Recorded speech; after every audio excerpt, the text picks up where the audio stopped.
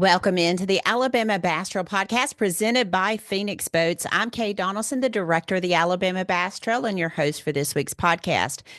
And I want to apologize. We are a couple of days late getting this recorded and possibly getting it to you. Lake Martin was a big event, but we also have a lot going on in Montgomery. I've talked a lot about that in the past.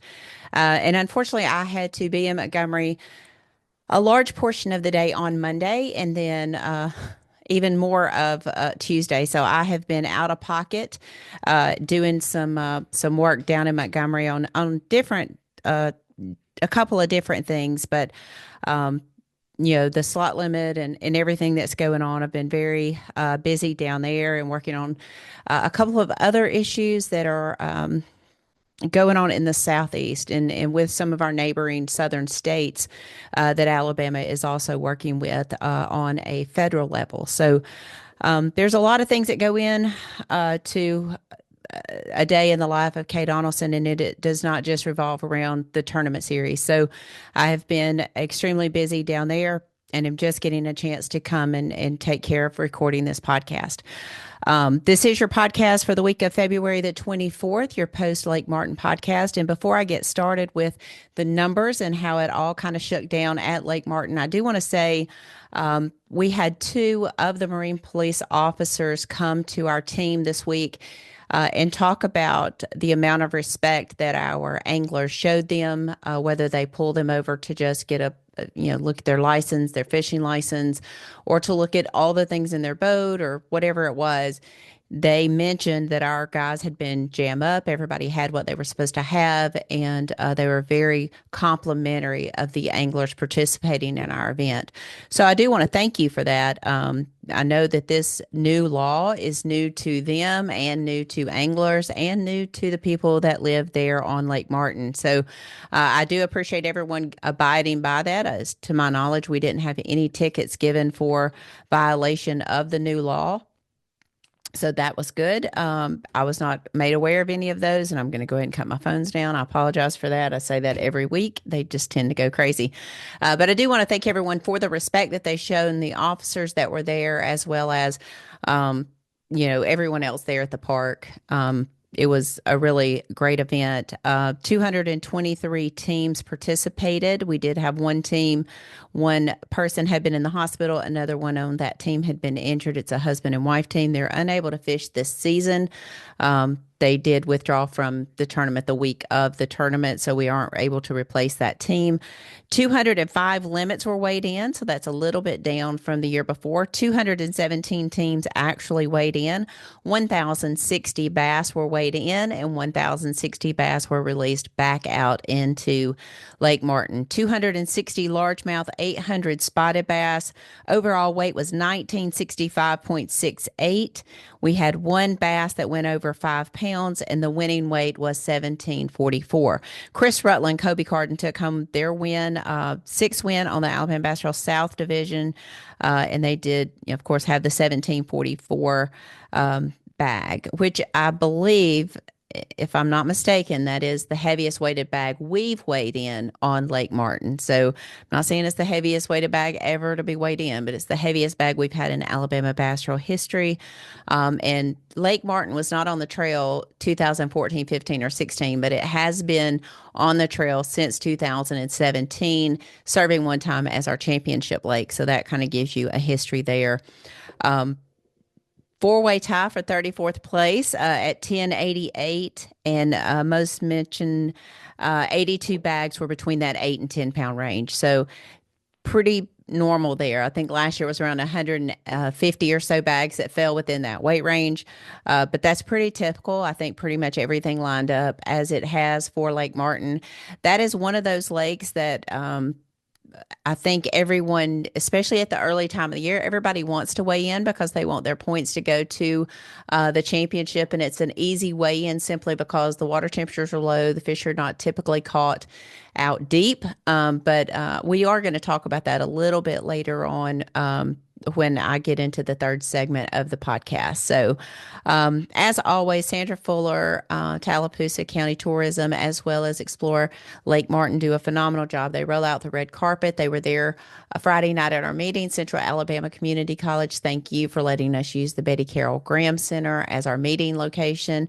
It is a full place. Once we all get in there, it is pretty full. So thank you to them, and then also thank you to Wind Creek State Park. Lots of things going on in our state park system and tons of work going on. And the staff there at Wind Creek was awesome to work with. We look forward to being at Wind Creek for many years to come. So thank you to all of them. We are going to have the winners from Lake Martin, Chris Rutland, Coby Carden on in just a little bit. 6 wins on the Alabama Bass Trail South Division. We'll be talking to them about their win, how they got it done. And what it feels like to be a 6-time winner on the Alabama Bass Trail. So we're going to get to them in just a little bit. So y'all stay tuned. You'll want to be right here on the Alabama Bass Trail podcast presented by Phoenix Boats. Stay tuned.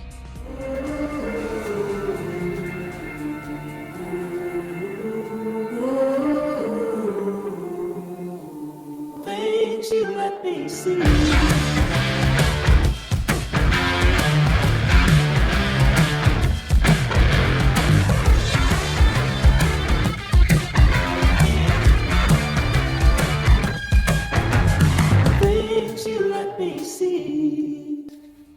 Welcome back to the second segment of the Alabama Bass Trail podcast. And as I promised, your winners from Lake Martin, 1744, Chris Rutland, Coby Carden, celebrating their 6th win on the Alabama Bass Trail. Has that sunk in? No, it's really hard to believe, to be honest, Kay. Yeah, I'm kind of the same way. I kind of woke up this morning and I remembered that we won, or it dawned on me, and I was like, dang, it still hadn't sunk in yet that we've won 6 of these things, because they're so hard to win. It's just it's hard to show up with a 225 boat field and think you're actually going to win one of these tournaments, because it's just there's so many variables and so many factors, and everything has to go just perfect. So it's it's it's a feat when you are lucky enough to win one. Well, I know your first 4 wins came on Lay Lake. That's a special lake to y'all, Coby. You live there. Um, Getting the win at Eufaula, that was kind of special to you guys, right? I mean, it had, you've had good finishes there, but to get the win on Eufaula, was it last year? No, 2 years ago. The 2 years year ago. before, yeah. Oh yeah, last year the heat was incredibly hard for me. So I now I remember who won: Jason Tomlin, Justin Foster. But so 2 years ago, got your win on Eufaula. Um, Talk about that win a little bit, because that's one I think you'd kind of wanted for a while, right, Chris? That was got the One Lake Wonder image off our back there. So yeah, that was a fun tournament. I remember it vividly. We found some fish out deep, and we found some fish shallow, and we ended up catching most of them that day shallow, which was a little bit of a surprise to me. But Kobe found those fish, and it worked out really well. We caught those fish really fast that day. Good, good. Um, I know you mentioned to me before, like while Kobe's in the polygraph room, you mentioned to me how cool it would be to win on every lake in the South. Um, that's a pretty healthy goal there. It is, but now that we've won on 3 different lakes, it's attainable. It probably won't happen, statistically, the odds of that happening are very, very low. But I mean, we just got to take it one at a time. I mean, that's just take them one at a time and just see what happens. I don't know if we'll ever do it, but we're dang on sure try, aren't we, Kobe?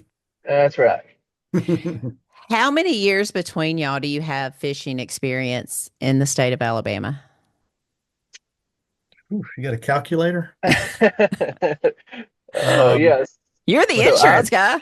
yeah, I've been fishing bass tournaments for 40 years. I started when I was 13. yeah. Bass. 14. I started about the same time. So I'm 51, and I started fishing in a federated club when I was 13 as well.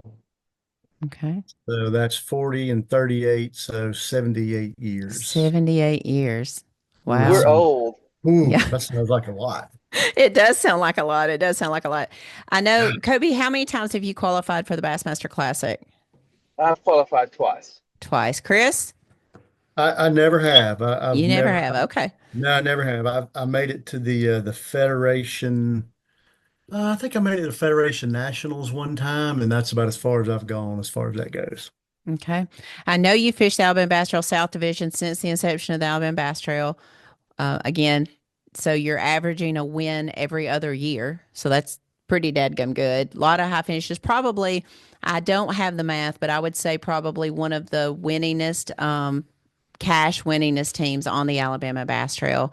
Um, when you consider boat contingencies and all the things. So that's a pretty neat record as well.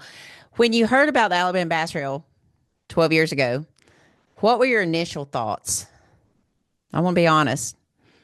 The way I heard about it is I got a call from Scott Lester, and remember That's of a course. name from the past. So Scott called me and said, "Hey, have you heard about this trail that's going to be, supported by the state of Alabama, and they're going to pay $10,000 first prize?" I said, "Really?" And I kind of really didn't believe him that much when he mentioned that. And then somebody else called me about it, and then it got rolling. So, I mean, I thought that was a great opportunity, especially when we found out what the entry fee was going to cost to be able to fish for that kind of money. That's a great opportunity for us as anglers. Kobe, you fished Opens, you fished the Federation, you fished the Alabama Bass Trail. Can you give me your thoughts on what your thoughts were when you first heard the Alabama Bass Trail introduced? Yeah, same thing as Chris, just basically to fish for that kind of money, without having to travel all over the Southeast was, it's kind of hard to believe at the time. And, you didn't realize how long this was been going on. And just the way you run it, Kay, the way the whole aspect of the trail is ran is, I mean, it's just second to none. We have an awesome team, no doubt about that. They don't get enough credit, that's for sure. I had a lot of people early on that expected a year or two, and then it would go to the wayside. But what I've seen with Alabama Bass Trail is you've seen other tournament trails up their payout amounts. You've seen prize money increase across the state of Alabama, and some of the other trails have really come on. Boat contingency money there, and all of that has really, I think, made Alabama the premier amateur stage when you consider the airports and Sylacaugas and Coosa and the Alabama Bass Trail. It Yeah, has. yeah. Yeah, definitely has. Because you guys you do the podcast, you do the live coverage, you do a TV show. You just have a lot of social media influence and exposure. So word gets out, and everybody wants to, be known as doing well in an Alabama Bass Trail tournament. So that's really, really helped. You guys have worked hard to get that exposure out there. Yeah. Chris, you jumped in the 100s this year, got the team back together, kind of got the band back together with Russell. Tell me your experience on the 100s. It was great. It was that first one, of course, was at Gunnersville. So I liked having the meeting on a Thursday night. So the next day on Friday, we could practice and kind of relax and do what we needed to do, get our tackle ready, and we were in a hurry. So I really liked that. Um, everybody there is a seasoned angler pretty much. So, putting the boats in the water and getting the boats out and the blast off, everything just goes so smoothly. And it's only 100 boats. It's more money, but it's kind of worth it because you're fishing for so much more money and everything just goes so smoothly. I never thought I would say $100. I mean, 100 boats is not a lot of boats, but it is. That's a nice group of guys to fish with. I've really enjoyed it. Yeah. Kobe, you mentioned that your son is now fishing. Talk about his experience and what he's fishing right now. Yeah, so he just turned 14 this past Monday, and so he's fishing as an eighth grader. He's fishing up in the high school ranks for Shelby County, and so we're fishing the TBF, the Bass Nation, um, and then we fish some of the airports that's filtered in. But man, his schedule is busier than our fishing schedule, so I'm having to really give up some of the stuff with Chris to be able to spend time with Caston and. Uh, just kind of help mentor and guide him. And he's doing really well. I think he and his partner are leading the Angler of the Year points on the TBF side right now, which is pretty awesome. I'm going to ask you a pretty serious question. Seeing the fishing industry from where you started and seeing the state of the fishing industry now, are you excited about him being in the fishing industry? Well, what I've tried to tell him is the chances of him being a professional angler are not very good. It's a hard way to make a living, and I'm stressing him. Although he is a really good fisherman, and he's good at live scope, but he doesn't like live scope. He likes to, fish the bank, and which is Hmm. good. Um, but we're gonna definitely stress to him that he needs to, get an education, and then, if he can pursue the fishing, then that's awesome. But it's just going to be a hard way for him to make a living. Yeah, yeah, that's true. That's true. All right, I wanted to reminisce about a lot of your time on the Alabama Bass Trail. You guys have been very loyal to us, been with us for 12 years. You got 6 wins on the Alabama Bass Trail. Let's talk about Lake Martin. Kind of had some weird wonky weather the week of the tournament. Always got to have a real cold day. So Thursday it was like in the like low 30s. I think it was like 22 when people put in on Thursday morning. What was your boat number first off? 130. 133. Mhm. 133. Okay. Had a little bit longer to fish. Were you worried about getting to your spot? Well, we didn't have a spot because if you would have asked me or told us Friday night that we'll give you 10 pounds, we would have probably stayed home and not fished Saturday. And that is the truth. It was just it was tough getting a bite. And I'm not sure what changed other than, we had some sunny days there. And I think that allowed some of those shallower fish to get back, to start getting back shallow again. All right. So you were not on the forward facing phone sonar pattern. No, we was not. All right. Boat number 133. So you got the spot you wanted. I mean, there wasn't anybody there. Correct. All right. Chris, how quickly did the fish start biting that morning? I think I caught one probably about my fourth, fifth cast. Okay. Morning on the first play. It was just a keeper, and then we jumped over to another spot, and I caught another one, and Kobe caught another one, but they were just keepers. And I think let's see, our second spot we went to, I caught a good one, like close to 4 pounds.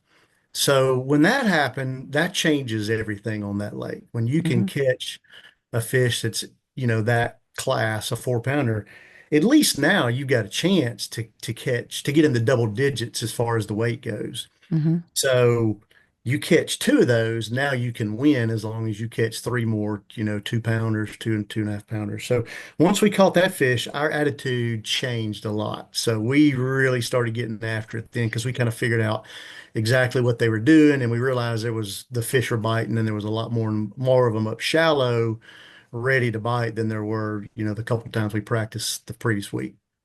All right. You talked a little bit about some crankbaits when we were doing the Academy Sports and Outdoors wrap up. Talk a little bit about those crankbaits that you were using. Kobe. Yeah, so we was throwing DT6, red DT6, and then a homemade little crankbait that used to be made by Zoom, in red as well. So we was just, we was really trying to fish anything 6 foot and less, basically. Okay, 6 foot or less. Grass. What's it look like under the water? Grass, rock. Rock and wood and boat docks is kind of what we alternated during the day. Okay. Did it help you? We didn't see a ton of sun. I really thought we were going to have more sun than we did on Saturday. Were you hoping that the sun would come out and stay out, or were you okay with the clouds? Now at 12 o'clock because at 9 we were taking clothes off, and at 12 we was putting clothes Putting them back back on. on. Yeah. Yeah. Yeah, it was a crazy day. I really expected us to have more sun throughout the day. I know. How quickly did you have a limit? We caught four pretty fast, but we didn't catch our fifth fish till probably about 9 o'clock.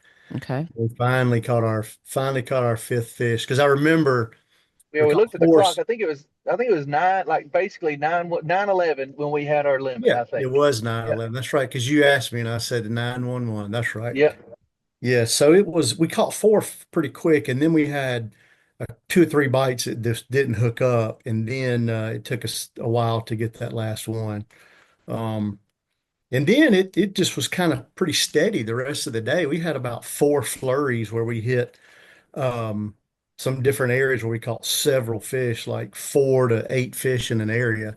And then for once, we had a late boat number this time. We had to weigh in at 4:15. So for once, the last, I'd say, hour and a half really paid off. We called up two, I know we called up at least twice, maybe three times in that last hour and one of those was a 4 pounder.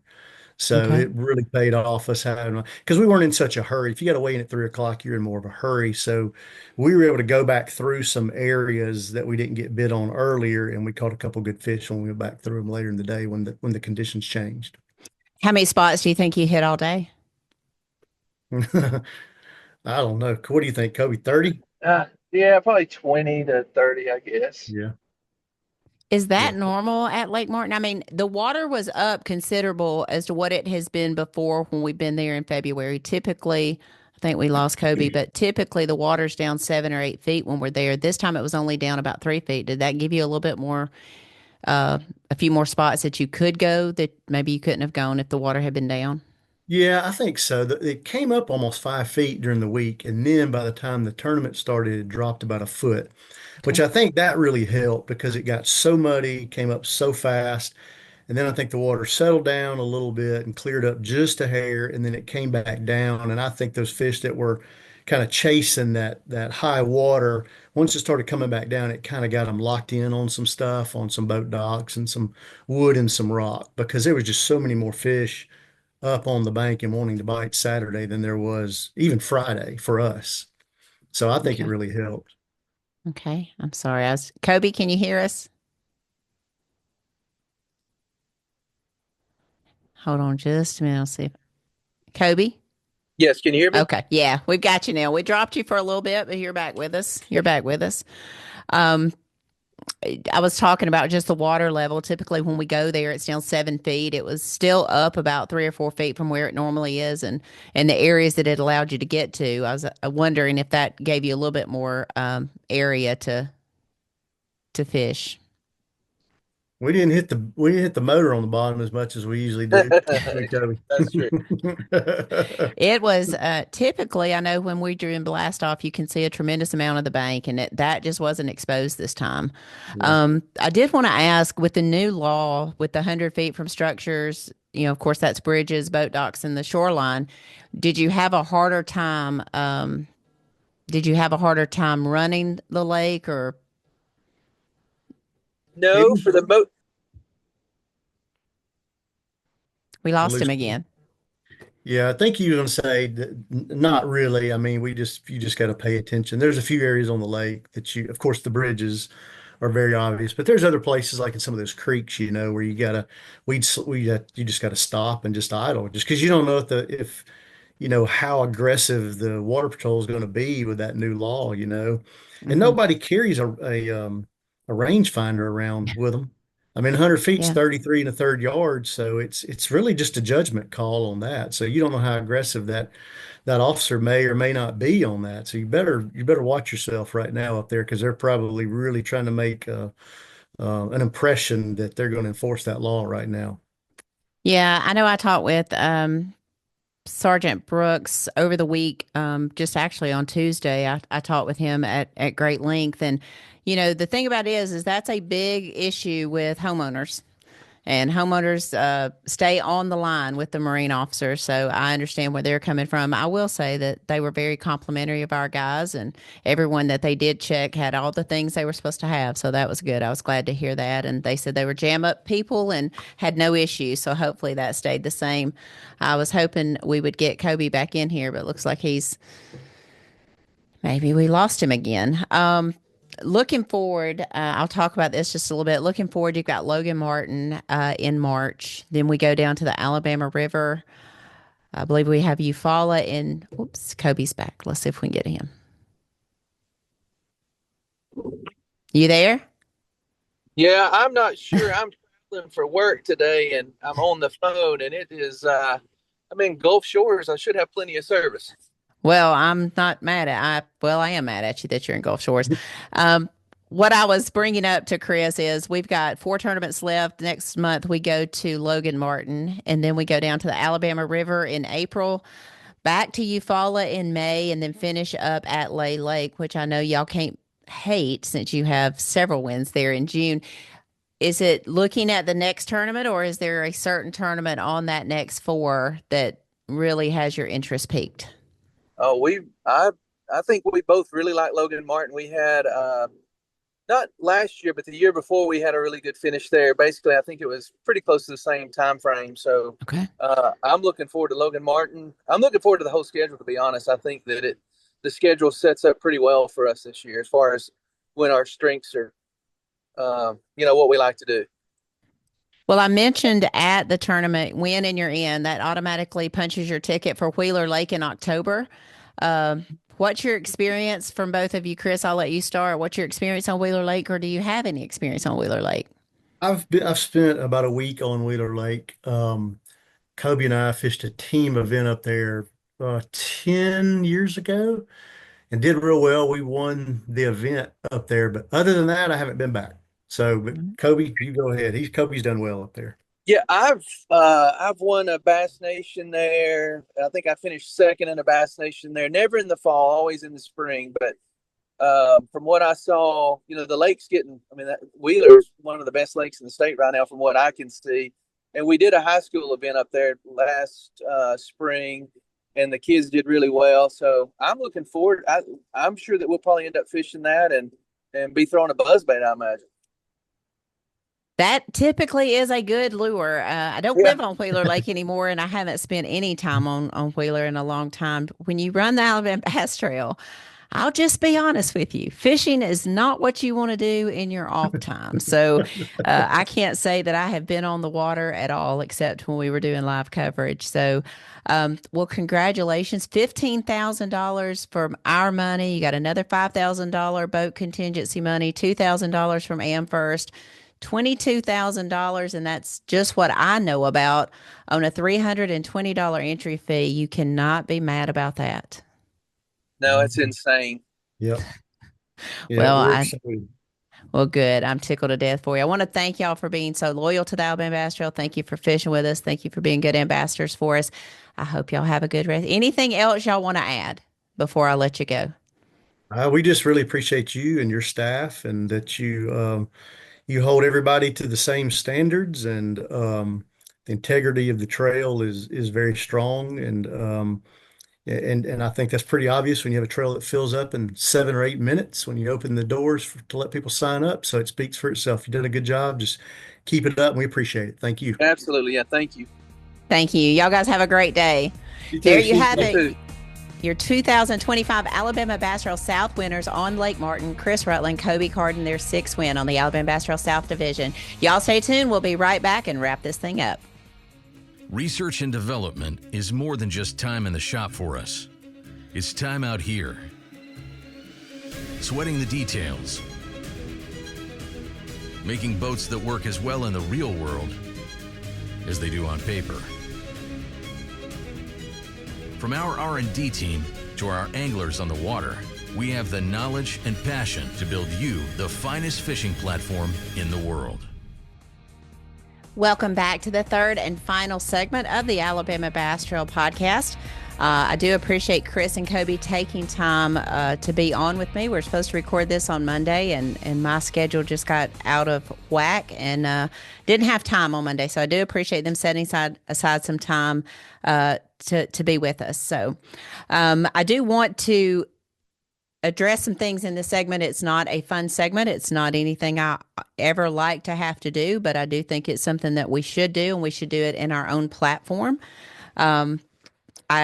We are well aware there's a controversy going around about Lake Martin. We're not oblivious to that, but we will not be responding on social media. We will not engage in keyboard warrior mentality. We will address it as we need to address it, and anyone who would like to speak to John, myself, or Daniel is welcome to do that. That's kind of how we handle things. The court of public opinion is always the court of public opinion, and you're going to win 50% of that at best. people who agree with you are not as quick to get online and defend you as the people who are there to tear you apart. We also know that. We've been doing this for 12 years. But at the end of the day, I want to make sure that everybody understands the process with Alabama Bass Trail. All the anglers are sent their rules no less than 2 weeks prior to their tournament. This year, they were sent almost 2 months in advance. They're given the opportunity to read through those rules, ask questions, sign that they have received them and they understand them. They are giving multiple opportunities to ask questions. They are giving John and my phone number over and over and over. We addressed the rules in the meeting, but at no point did anyone stay after said meeting to question a rule, to ask for clarification on words like possession, bringing a fish into the boat, anything like that. We've received a number of calls regarding off limits, regarding who they can practice with on Thursday, Friday, different lures, safety vest, what time they have to be off the water. We answer a number of questions every tournament, and especially the first tournament.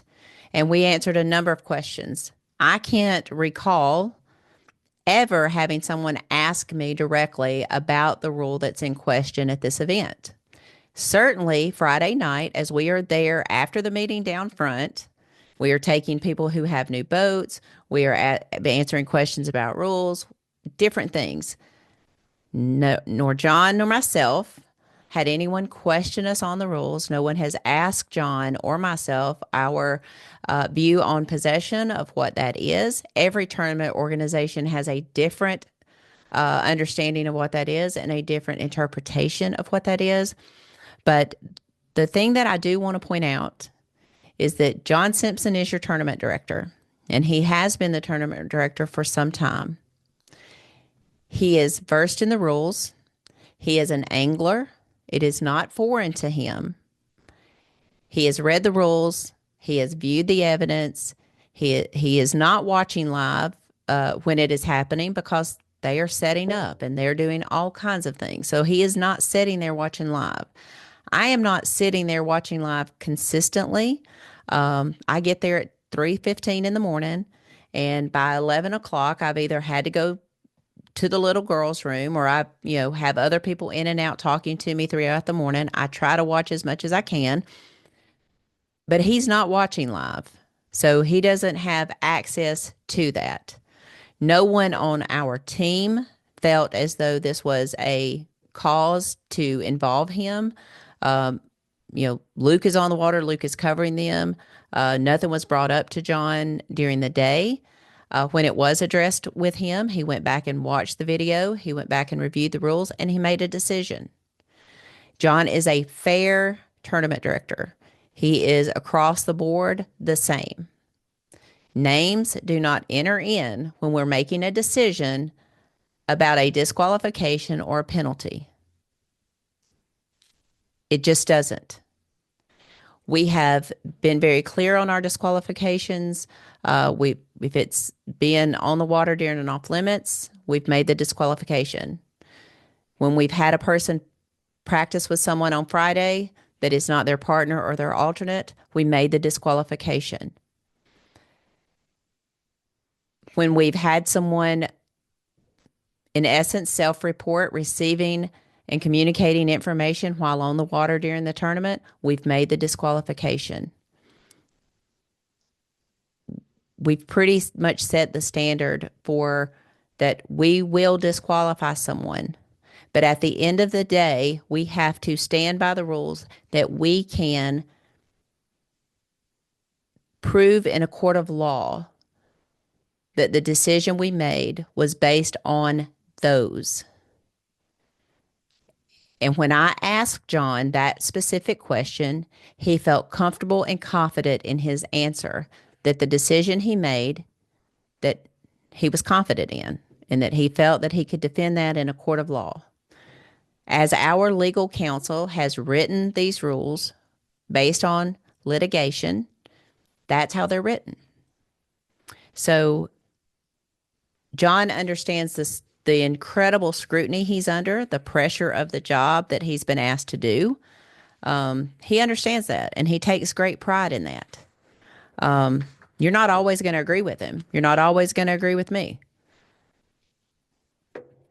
Just like you're not always going to agree with your wife or your child. You're not always going to agree with that. You have the right to have a differing opinion of us. You have the right to take your entry fees and go elsewhere if that's what you feel like you need to do. And a number of people have said that that's what they're going to do. You have that right to do that. I want to remind you that everywhere we go, we're asked, why can't this state have this? Why can't this state have that? I wish we had this in my state and I wouldn't have to drive from Indiana, or I wouldn't have to drive from Illinois, or I wouldn't have to drive from Kentucky if my state had something like this. The next time you think that, I wish you would just take a time to scroll through your social media. Take a look at what some of the comments have been this week. And just think about if that was your wife or your husband or your daughter or your cousin or your niece, and how you would feel about that. Because we have husbands and wives and daughters and sons and aunts and uncles and mothers and fathers that are on social media that get to read what you wrote. And in some of our cases, we have husbands who fought for your right to be able to go out and trash their loved ones. So you get to say what you want, and you get to have the opinion that you have.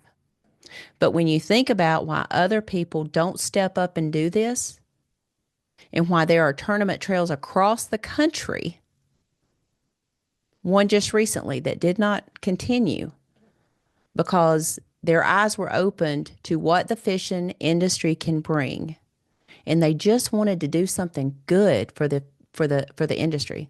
They wanted to do something good for the industry. They're no longer in business.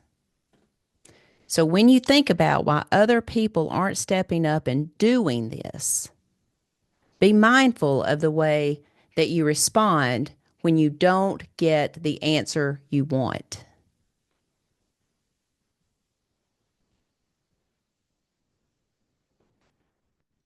My job is to run the Alabama Bass Trail and to bring tourism dollars to the communities that host us and to the state of Alabama. That's my job. I'm not supposed to be a podcast host. Wasn't hired to be an MC. Wasn't hired to be a boat ramp traffic controller. Wasn't hired to be a live coverage host. Wasn't hired to be a legislative liaison or a consultant to conservation or a political advisor. I was hired to run the Alabama Bass Trail. But all of those job titles and the other 1,000 that I pick up throughout the year to make this thing work is what I do. So again, you get to have the opinion you want to have, and we get to have the opinion that we have. I think that's enough. I hope y'all have a great week. I hope that you get to spend time with your loved ones. I hope you get to spend time with your fur babies and enjoy some of the beautiful weather that the great state of Alabama, or wherever you're watching from. I hope that you get to enjoy great weather and enjoy the great outdoors. Y'all have a good day. Thanks for listening to the Alabama Bass Trail Podcast. To learn more about the Alabama Bass Trail, make sure and visit alabamabasstrail.org.